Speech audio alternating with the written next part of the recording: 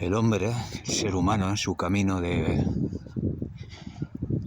evolución, en su camino por la Tierra, por esta existencia, en los principios, su pensamiento era muy fenoménico, era muy de la experiencia. El hombre no había empezado todavía a cuestionarse las cosas. No había empezado el conocimiento metafísico. El conocimiento metafísico, hice un vídeo, no sé si lo subí o no lo subí, porque hay muchas cosas que no subo o se me olvidan o lo que sea.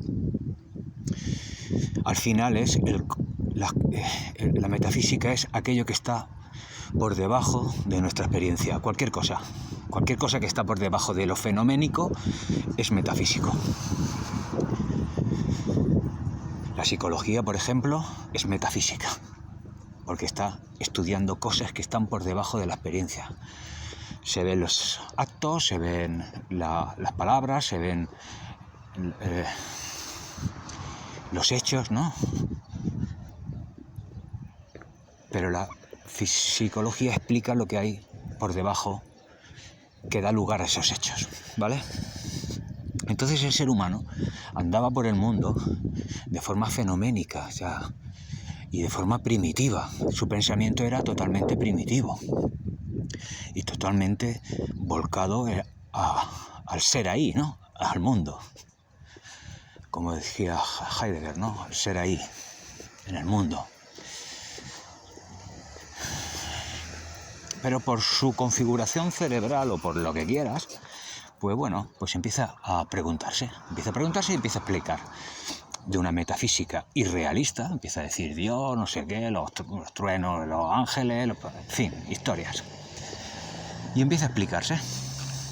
Y se abre el camino metafísico, el camino del conocimiento, porque la metafísica, lo que está por debajo, que explica las causas, es conocimiento. Conocimiento es un camino del conocimiento, es conocimiento irreal, como puede ser las explicaciones espirituales, y etcétera, etcétera, o un camino del conocimiento real, que son las explicaciones más científicas, ¿no?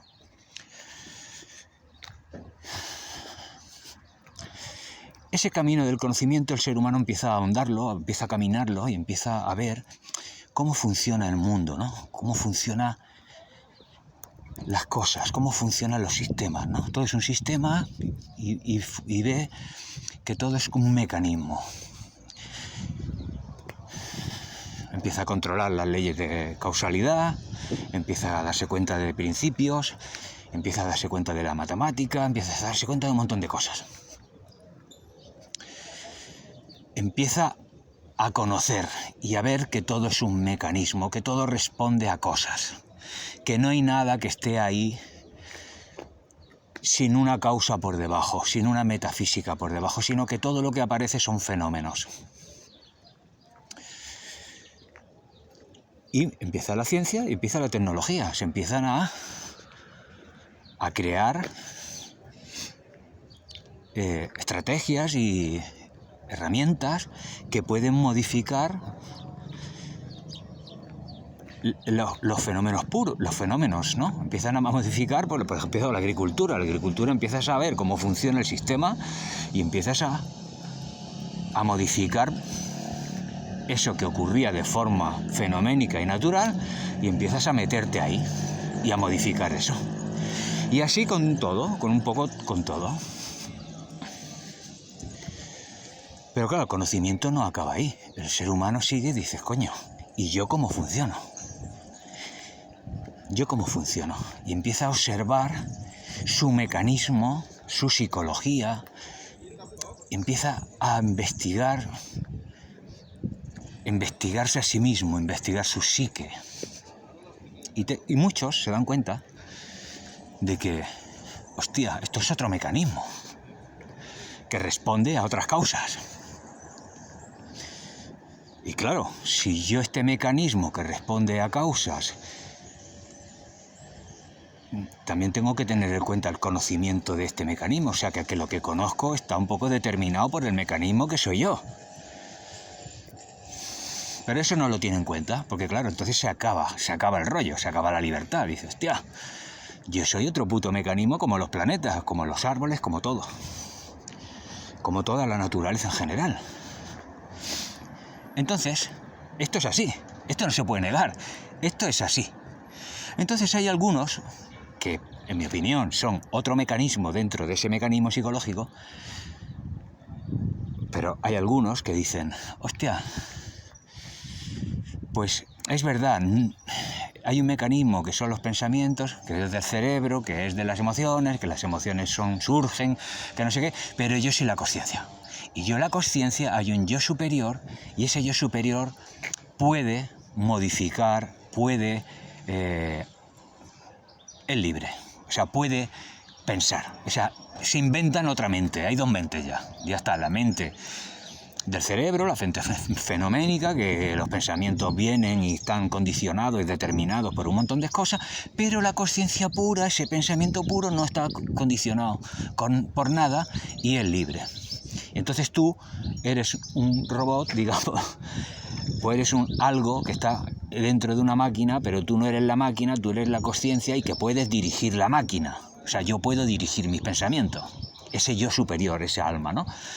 Como decía Platón, pues el jinete que conduce el carro, ¿no? La mente, los sentimientos y tal, pero hay algo más ahí que tal. Bueno, para mí eso es otro programa, otro mecanismo. O sea, el mecanismo que no acepta que es un mecanismo. Y luego estamos los que pensamos, o lo que se manifiesta, otro tipo de pensamiento que dice no, todo es un puto mecanismo. Y eso jinete que está por encima de todo, que es una invención, es otro mecanismo. O sea, que al final de los finales, todo es un mecanismo y no hay un jinete mandando al carruaje, mandándolo todo. No hay una consciencia. La consciencia no es activa, es pasiva. Vosotros que queréis que sea activa, vosotros no. Vuestro programa no acepta, por lo que sea pasiva y la ilusión se mantiene en que es activa. Es decir, al final es como el dios de los huecos. El dios de los huecos, pues el pensamiento va arrinconándolo, y la ciencia dice, bueno, la filosofía dice, pues no existe, ¿no? Es un dios de los huecos, lo que no conocemos se lo atribuimos a un dios. Pues esto es lo mismo. No queremos aceptar que Dios no existe, no queremos aceptar que ese mecanismo no quiere aceptar que no hay un yo ahí mandando, sino que en realidad todo es un puto mecanismo. Mecanismo que acepta o mecanismo que no acepta.